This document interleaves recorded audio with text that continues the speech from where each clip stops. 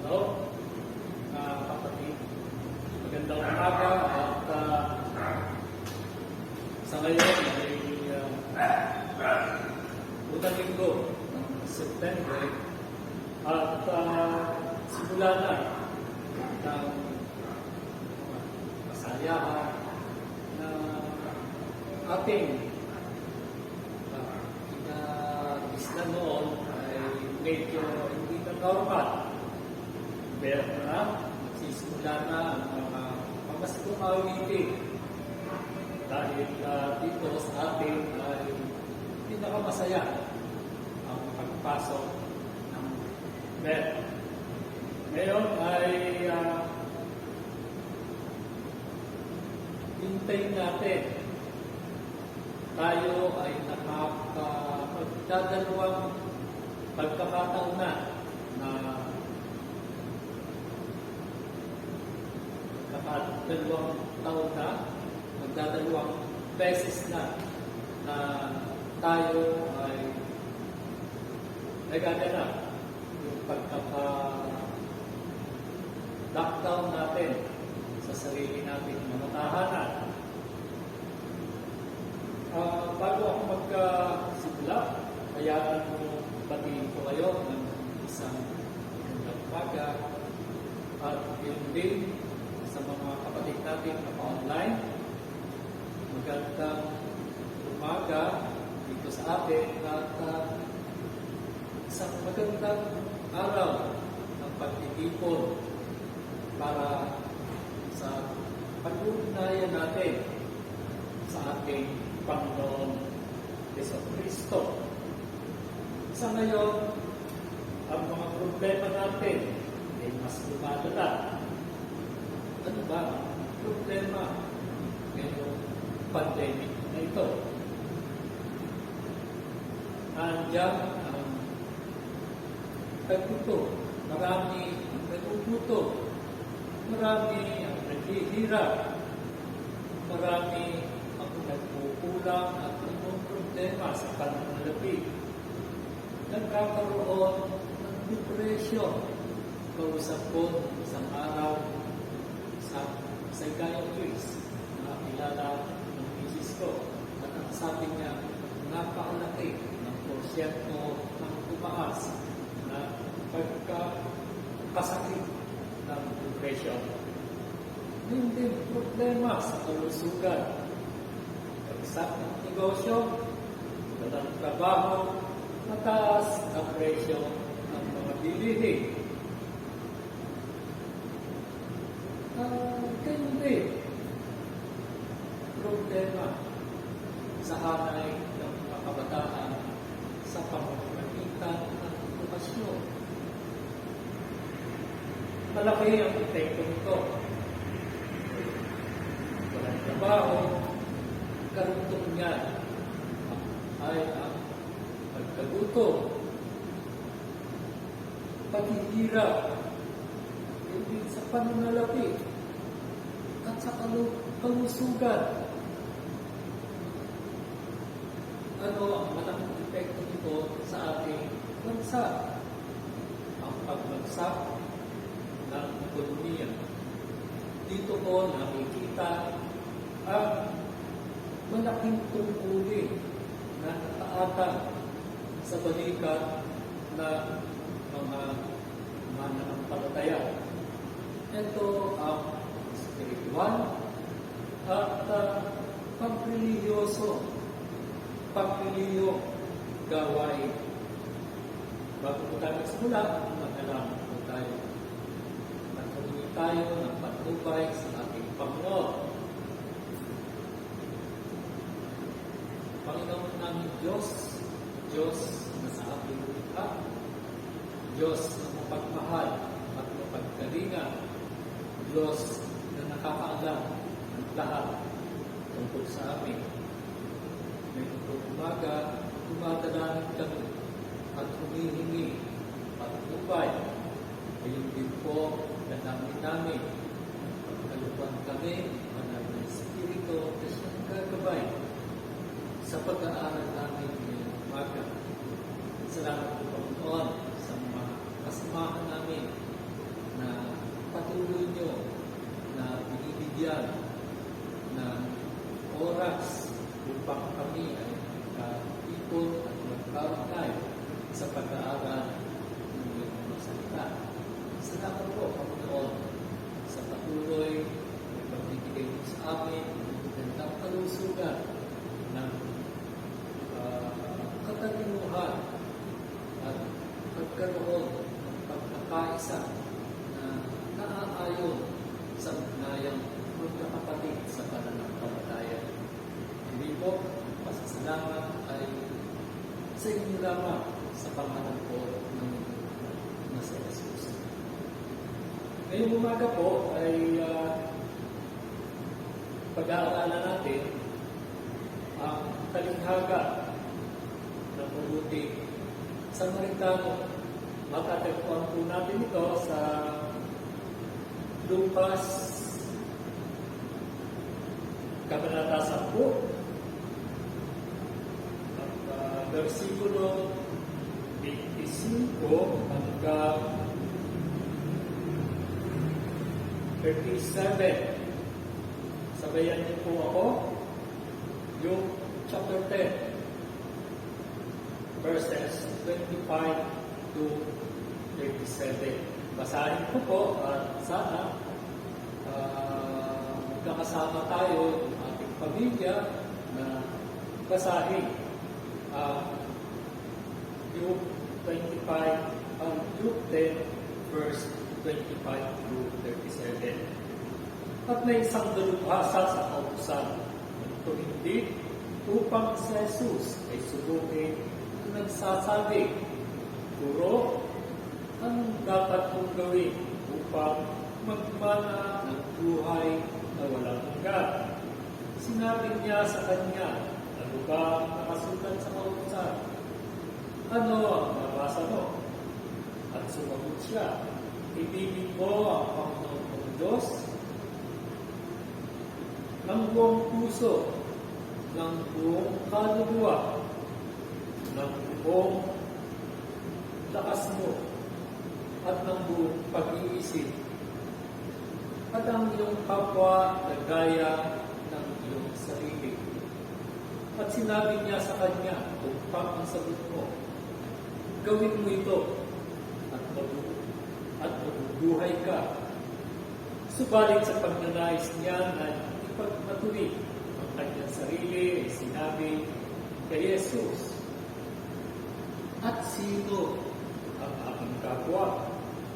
Sumagot si Jesus, may isang taong bumaba mula sa Jerusalem patungo sa Jericho, at siya'y nahulog sa kamay ng mga tulisan. Tinukaran siya ng mga ito at binugbog. Pagkatapos ay inalis sila at iniwan siya halos patay. At nagkataong bumaba sa daang yon ng isang pari. Nang kanyang makita ito, ay siya ay dumaan sa kabilang pari. Gayon din ng isang Levita, at dumating siya sa lugar na iyon, at kanyang makita ang taong yon, siya ay dumaan sa kabilang pari. Subalit, ang isang Samaritano sa kanyang paglalakbay ay dumating sa kanyang pinuroonan, at nang kanyang makita ang taong yon, siya ay nahawag.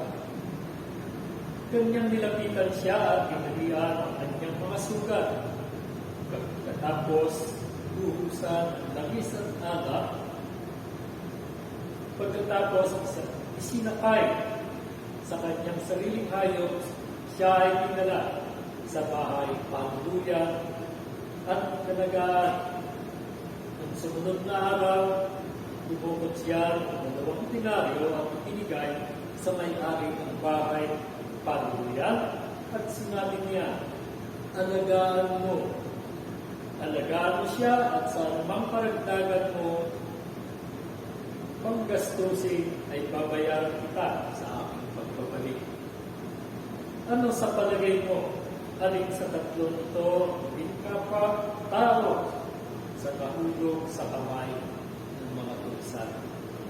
At sinabi niya, At nagpakita ng habag sa kanya, sinabi sa kanya ni Jesus, "Pumayo ka at hindi ang gawin ko." Ito ang salita ng Diyos. Huwiin natin ang kanya ang salita ng Diyos. Sino nga ba ang ating kapwa? Sabi nga, who is my neighbor nga ba? Anong gano'n? Tinignan ko ang kaugat, neighbor, at nasa sabi, a person who lives near another, a fellow human being, person near or next to another. So, yan po ang kapwa o ang salitang Ingles ay neighbor. Simulan natin ang pag-aaral ngayon na tumatalakay sa pagkakaroon ng buhay na walang hanggan o eternal life. Sa verse 25, sinabi, matatagpuan natin, Guro, ano ang dapat kong gawin upang magkaroon ng buhay na walang hanggan? Isang napakaganda at napaka-importanteng katanungan ang tanong na bigkas ng isang dalubhasa sa kausapang Hudyo. Sa salitang Ingles, lawyer po. Subalit ang tanong ng dalubhasa sa kausapang Hudyo ay tanong na mayroong masamang motibo, masamang intensyon, isang katanungan upang tuksohin at magdulot kay Jesus na sumagot ng isang bagay na maaaring gamitin laban sa kanya ng kanyang mga kaaway. Isang katanungang dapat alamin at bigyan pansin ng bawat isang katauhan, ng bawat isang tao. Subalit sa kapanahunan natin ngayon, ito ay nalimutan na at nakaligtaan ng bawat isa at ay abala sa mga bagay na makakapagpasaya at makakapagpaligaya sa kanila. Abala ang bawat isa sa pagtatanong kung ano ang kakainin, kung ano ang susuot, kung saan sila magiging masaya, kung ano ang pangangailangan nila, kung saan sila kukuha ng kanilang mga pananalapi, pagkain, at kung saan sila dapat ay naroon at magkikita-kita at magkakaroon ng kasayaan. Ito ang magandang puro paglabas at makamundo at panagdaliang kaligayahan ang dulot. Ang mga bagay na pang-reliyon ay isinagtabi na lamang, hindi inalala ang pansariling spiritual na kaligtasan o ang salvation na magdudulot ng buhay na walang hanggan. Tayong lahat ay makasalanan. Kasalanang inana natin sa ating inunong si Ada. Pagkatandaan natin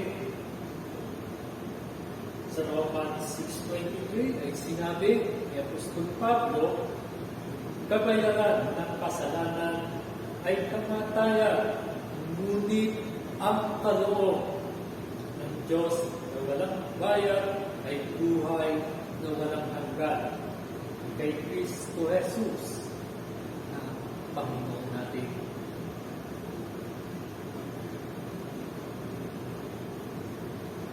tayo ay mahaharap sa isang paghuhusga pagkatapos ng kamatayan.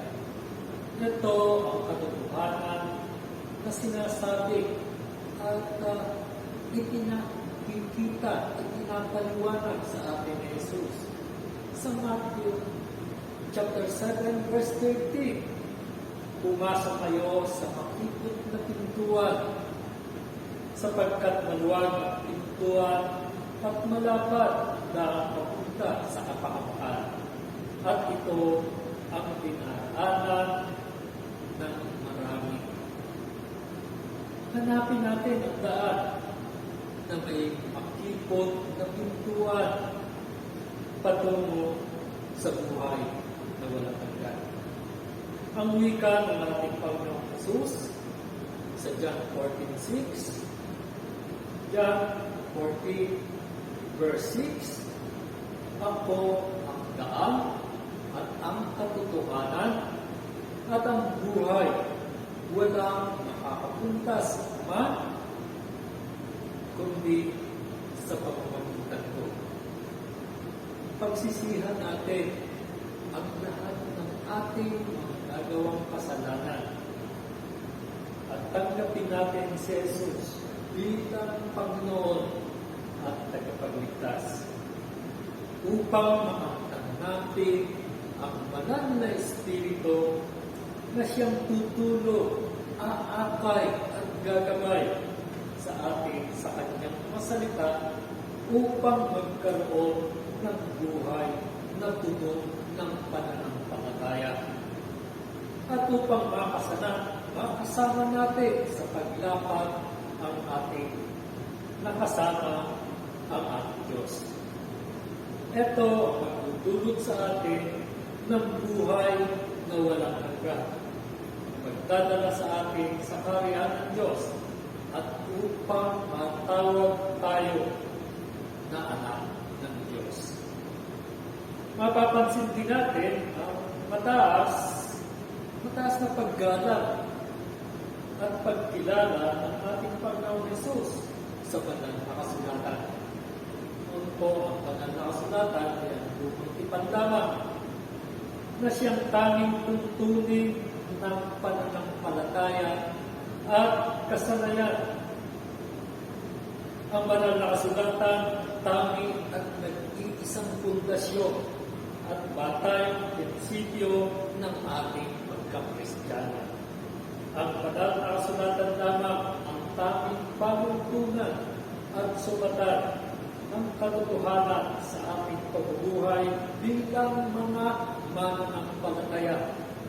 Ayon kay Propeta Isaiah sa Isaiah 8 verse 20, sa kautusan at patotoo, kung hindi sila magsasalita ng ayon sa salitang ito, tunay na walang umaga sa kanila. Ano yung walang umaga? Walang liwanag sa kanila. Ang kasagutan ng dalubhasa sa kautusang Hudyo ay makikita natin sa verse 27, kung saan ang nagtanong ay ang ating Panginoong si Jesus. At sabi, ano ba ang nakasulat at nabasa mo sa kautusan? Ang kasagutan niya ay, ibigin mo ang Panginoon mong Diyos ng buong puso, buong kaluluwa, buong lakas, buong pag-iisip, at ibigin mo ang iyong kapwa gaya ng pag-ibig mo sa iyong sarili, ay isang pagpapatunay sa malinaw na kaalaman na taglay ng mga Hudyo sa kapanatunan ng ating Panginoong Jesus. Kung ano ang kanilang tungkulin sa Diyos at sa tao. Isang pang-araw-araw na praktikal na tungkulin ng isang mananampalataya nasa kapanahunan natin ngayon ay unti-unting nawawala at hindi na lubos na isasa at para. Mapalad at ikinulugod ng mga Hudyo sa kapanahunan ng Panginoong Hesus dahil sa malaking pribilehiyo ng kalamang pangkarelihiyo sa ilalim ng lumang lipad kumpara sa mundo ng mga pagano. Subalit, ipinapakita rin ng talubhasa sa kaupusang Hudyo na may mas mataas siyang kalamang pangkaispan, ngunit ang laman ng kanyang puso ay puno ng kasamaan. Ipinakikita dito na alam niya ang tungkulin sa Diyos, na ibigin ang puso at kaluluwa at ibigin ang kapwa na tulad sa kanyang sarili. Ngunit gusto niyang tuksuhin at sulungang saktan sa Jesus at bigyang katwiran ang kanyang sarili at ipakitang siya ay isang taong mapagkawang gawa. Ito nagpapatunay na kailangan natin si Kristo na nagkaloob ng buhay para sa ating kaligtasan. Bakit? Sapagkat ang pagtanggap kay Kristo ay katulad, ay isang pananahan sa ating puso ni Kristo. Mula sa Kanya, hanapin natin biyaya at pagpapala ng pagmamahal sa Diyos at sa tao ay maging panuntunan ng prinsipyo at pagbuhay natin bilang mga mananampalataya. At kay Jesus, patuloy tayong manatili at upang hindi natin malimutan ang ating mga prinsipyo at may pakita sa mundo na tayo'y buhay sa pamamagitan nito.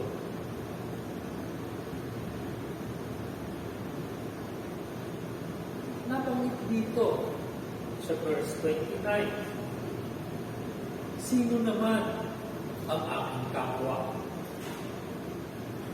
Ito ang katanungang tinuran ng talubhasa sa kausang Hudyo upang siya'y lumabas ng kahiya-hiya.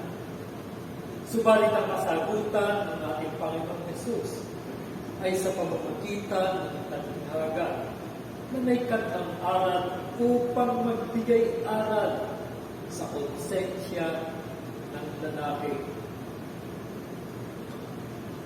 Ang pinakalayon ng talinghaga ay upang maipakita ang tunay na katangian ng pagkawang gawa at pagmamahal sa kapwa. Sa talinghagang ito, ang kapatid ay pinapakita pambihira at hindi pangkaraniwan at hindi matatawarang tunay na pagmamahal sa kapwa. Ayon sa salaysay ni Jesus, may isang taong naglalakbay mula Jerusalem hanggang patungong Jericho, ang hinarang ng mga tulisan. Kinuha ang kanyang kasuotan at binugbog, iniwang uban, at halos walang buhay. Ayon din sa salaysay, may nagdaan isang parang Hudyo at isang Levita, at nang makita ang halos walang buhay na lalaki, ay magkasunod na lumihis ang dalawa. Hindi tinulungan at nagpatuloy sa kanilang paglalakad. Ang tanong, bakit ginamit ng ating Panginoong Hesus ang parang Hudyo? Dahil ang parang Hudyo po ay siyang nag-aaral at nagtuturo ng pautusan o pangulo doon sa lumang tipan. At ang Levita po naman ay ito yung nagsasagawa ng pagsasakripisyo, yung dugo ng hayop na siyang ginagamit na sakripisyo upang mapatawad ang kasalanan ng mga tao. Kapanahon ng Diyos. Sila po ay parehas na lalaki. May pinag-aralan at professional. Dahil kung wala, hindi sila magiging pare at hindi rin sila makakapagsagawa ng sacrifice, sakripisyo. May kahandaan at hanggang gumawa mabuti sa isang nangangailangan. Dahil alam po nila kung ano yung mga nararapat gawin. Dahil sila ay nagtuturo at nagsasagawa ng mga sakripisyo. So alam nila kung ano yung mga kasalanan. Subalit ang masakit, sila pong dalawa ay parehas ng makasarili o walang pakialam upang mag-alok ng kahit kunting turo. Lamang marahil natatakot sila, baka mapagpintahan, o kaya nasa isip nila ay ang lalaki rin naman may dahilan kung bakit nangyari ito sa kanya. Ang nasa kanilang isipan, problema ng lalaki iyon at hindi nila dapat pakialaman. Dahil sila'y mayroon ding problema kinakaharap. Dagdag pa ito sa kanilang problema at kanilang malaking pagkaabala. Kaya't ang tanging sanhi, magkasunod na luminis ng daraanan at nagpatuloy sa kanilang paglakad. Ito ang nangyayari sa ating kapanahunan ngayon. Ang pagkamasarili o pansariling kapakanan lamang ang nangungunang katangian ng karamihan sa sangkatauhan. Walang pakialam sa kapwa. Ang pagpintulong ay pinagkakait. At kung tumulong man, kailangan ay alam ng buong komunidad. Hindi lang yon, ang iba'y pagnanakawan pa at gagawa ng masama. Sa ngayon, sikat na sikat, selfie muna bago tumulong o ang masakit. Pagkatapos ng selfie, iiwanan na at hindi tutulungan. Ang iba na may tutulong, subalit naghihintay ng kapalit. Ang sariling pagsasakripisyo at taos-pusong pagtulong ay hindi naghahanap ng kapalit. Maging santiman ito ng pagkaabala at taos-pusong pagtulong. Ang sariling pagsasakripisyo at taos-pusong pagtulong na hindi naghahanap ng kapalit. Maging sanhiman ito pagkaabala basta't makagawa ng kabutihan ay isang biyayang bihira na nating matatagpuan. Sa kabila ng pandemic, napakarami ng nangangailangan ng hanap buhay. Pananalapi, pagkain, matutuluyan, subalit masakit. Kung sino pa ating inaasahang tutulong ay siya pang magsasamantala pag nakawan tayo. Sa gitna ng malawakang problema ngayon, napakarami po ng mga nangangailangan ng tulong at kaibigan na masasandigan at handang tumulong, subalit isang masakit na katotohanan, napakarami rin na mapagsamantala. Maraming paring Hudyo at Levita na makakakita sa kanila at lumilihis at nagpapatuloy sa paglakad nila palayo.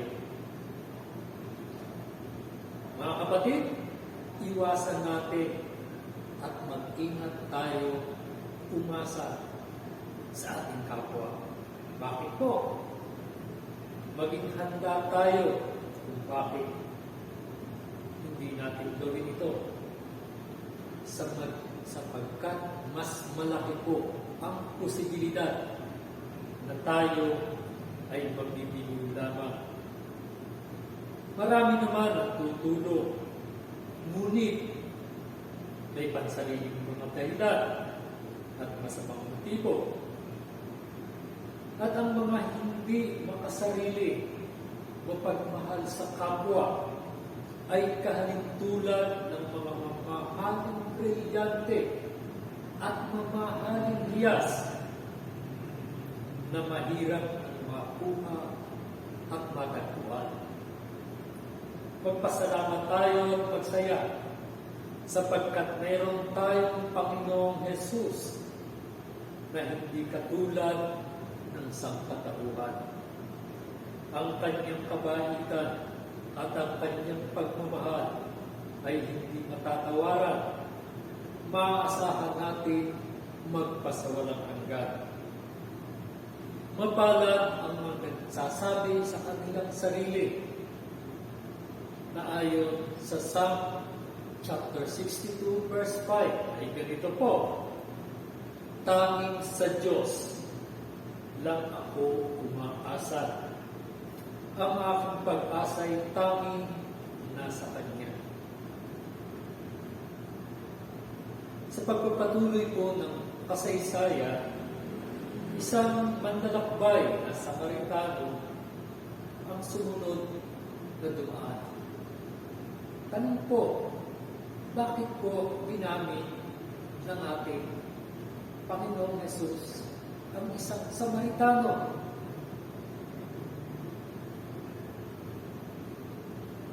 Tingnan po natin sa John 4, verse 9. Bigyan ko lang po kayo ng konting background. Ito po ay nabanggit po dito na si Jesus ay nauuhaw at uminom sa balon na ginawa ni Jacob. Ito po ay sa Sychar, isang lungsod sa Samaria. Ipinagkaloob ni Jacob, isang lupay nito ay pinagkaloob ni Jacob kay Joseph. At ito ay isang pangyayari na isang Samaritana ang humigit na hininga ng ating Panginoong Jesus ng tubig dahil sa ito'y buhaw. At doon ay sa John 4 verse 9, ang sagot ng Samaritana, hindi nakikihalubilo ang mga Hudyo sa mga Samaritano. Kumbaga, may hindi magandang pag-uugnayan ang dalawa, ang mga Hudyo at ang mga Samaritano. Sa ganitong dahilan, pwedeng sabihin ng Samaritano na wala siyang dahilan at pakialam sa sugatang lalaki dahil ito'y nasa daan sa Jerusalem na patungong Jericho na nasasakupan ng teritoryo ng mga Hudyo. At sa kadahilan iyon ay pwede niyang iwasan at hindi pansinin ng Samaritano ang sugatang lalaki. Subalit kabaligtaran ang nasa isipan ng Samaritano sa pagkakita niya sa lalaking walang kasuotan at sugatan. Naawa ang Samaritano at hindi siya nag-atubiling hindi ito tulungan kahit na maging sanhi sa kanya nito ng malaking pagkaabala. Ipinakita dito ng Samaritano na kahit hindi maganda ang ugnayan nilang dalawa, ay handa silang maghandog ng anumang tulong na pinansyal man at pag-alaala at simpleng pagkumusta na magpapakita na siya ay may pagpapahalaga sa kanyang kapwa kahit na hindi niya kakilala. At dito sa puntong ito, sinabi ng ating Panginoong Jesus, sige, ganun din ang iyong gawin. Last Wednesday po, nag-message po sa akin, kaklase ko, noong high school. Ang sabi sa akin, sa kanyang message, ilang araw na raw siya na walang paglasa, walang pang-amoy. At nang magpa-swab test siya, positive po siya. At ang hinihiling niya, isama ko raw siya sa aking mga panalangin. Isang halimbawa po na marami ang naghahanap ng mga tutulong sa kanila kahit sa panalangin ay naghahanap. Mga kapatid, sana maging bukas puso sa mga ganitong pangyayari. Ito ang napakalagang utos sa ating mga mananampalataya na maging handa tayong ipakita at ipadama ang ating kabaitan at pagmamahal sa sinumang nangangailangan ng ating tulong. Ang ating kabaitan at pagmamahal ay hindi lang nakalaan sa ating pamilya, sa ating kaibigan, sa ating mga kamag-anak.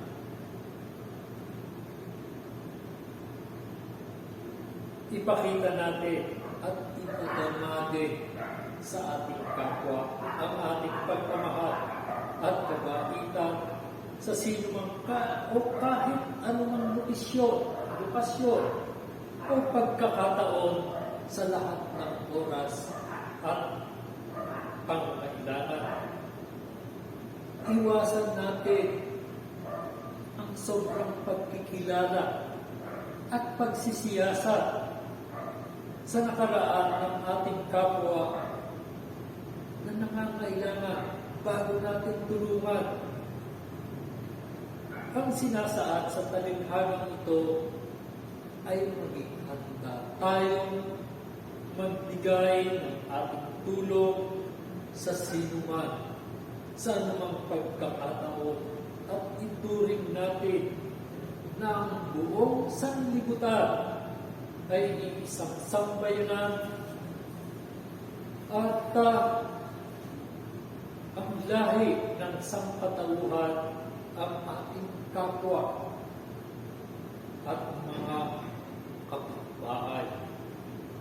Mamuhay tayong may pagkalinga, kabaitan at pagmamahal sa lahat ng mga inapi na pabayaan, pinahirapan, may sakit at karamdaman, nakabilanggo, mahirap, ulila, alipin, agano, nagugutom, biktima ng himagsikan, at mga tao na sa tingin ng kamatayan. Ipakita natin ang isang kahangahangang pakikipagkaibigan na walang pag-aalinlangan, may kagalang-galang at kalugod-lugod at may katuturan. Isang pagkakaibigan may pagmamalaki at maaasahan. Isang pagkakaibigan at pakikipagkapwa sa lahat na may kaisipan at kahalintulad at itinuturo ng ating Panginoon si Jesucristo. Ito ay sa Kanya lamang natin matatagpuan. Pinakita rin ng Samaritano ng kanyang pakikiramay at pagtulong sa sugudang maglalakbay ay hindi lang nakatuon sa kanyang nararamdaman, sa kanyang sapantaha, impresyon, at ginawa niya ng maluwag sa kanyang kalooban. Hindi rin niya inisip ang anong mangkahihinatnan, kahihinat ng problema na kanyang haharapin. Ang mahalaga, siya ay makatulong. Hindi man niya ito nakikilala ay binigyan niya ito ng paunang lunas ang kanyang mga sugat. Dinala sa bahay patuluyan at kanyang inalagaan at kinabukasan ay muli niyang binalikan. Binalikan ito at muling nag-alok ng pinansyal na tulong at sinabi sa may-ari ng patuluyan, "Ito, alagaan mo siya. At kung higit pa riyan ang inyong magagastos, babayaran ko sa akin at babalik." Ang kabaitan at pagmamahal ng isang mananampalataya ay hindi dapat pakitang tao at sa pamamagitan ng salita lamang. Ngunit dapat ipinakikita sa gawa at patotoo. Isang praktikal na pagmamahal na nangangailangan ng isang pansariling pagsasakripisyo at kalimutan muna ang pansariling pangangailangan, maging pananalapi, oras at pagkaabala. Dapat ang ating pagkakawang gawa ay makita hindi lang sa salita, ngunit sa gawa. At ang ating pagkilos ay hindi pag-arti lamang at pagpapasikat o pagbiyayabang lamang. Gayon din, hindi dahil ito ang ating propesyon, ngunit sa ating kasanayang tumulong. Ang isang mananampalataya ay handang tumulong na hindi naghihintay ng anumang kabayaran o pabuya kapalit man ng salapi o ng anumang material na bagay. May kahandaang makinig sa anumang karaingan at problema at may kahandang ipagkaloob ng tulong sa mga nangangailangan. Ito ang pagmamahal sa kapwa na hindi lubos, na nauunawaan ko ng mundo. Maaaring maliit at kaunti lamang kapatid na pasasalamat sa nasabing tulong, ngunit ang mahalaga na ipagkaloob natin, na ipagkaloob mo ang iyong taus-pusong pagmamahal at pagtulong. Ipakita natin ang ating tunay na pagmamahal sa ating kapwa. At lumakad tayo kasama si Kristo at patuloy na may sakatuparan at may sagawa ang talinghaga ng mabuting Samaritano.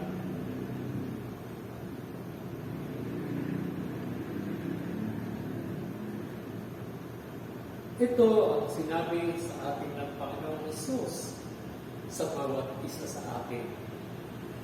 Sige, ganun din ang iyong gawin. Ito ay pagpapakita ng pagmamahal at awa sa ating kapwa. Ito ay hindi kautusan na kinakailangan upang magkaroon ng buhay na walang hanggan. Subalit ito ay isang panawagan upang sumunod sa mga yapak ng ating Panginoong Kristo sa pagmamahal sa ating nag-iisang Diyos at sa ating kapwa. Isang simpleng pamumuhay na ang tanging nasa isipan ay kung paano tayo minahal ng ating Panginoon. Sa halip ng pamumuhay ng iniisip ay ang pagbibigay katarungan at pagmamayabang ng ating sarili. Patuloy tayong maging mabait, mapagbigay, at may likas na pagmamahal, at patuloy hindi lang sa ating pamilya, kaibigan, sarili, at dapat gayon din sa ating kapwa. Isinama at isinulat sa pahina ng banal na kasulatan ang talinghagang ito upang ating tandaan, ating isagawa, at maging bahagi na ng ating pang-araw-araw na gawain, pang-araw-araw na buhay ng isang tunay na mananampalataya kay Kristo. Pagkatandaan natin, mga kapatid, mas maligaya at mas masaya ang sangkatauhan kung ang banal na kasulatan ng ating pundasyon at sandigan. Purihin natin ang ating Diyos.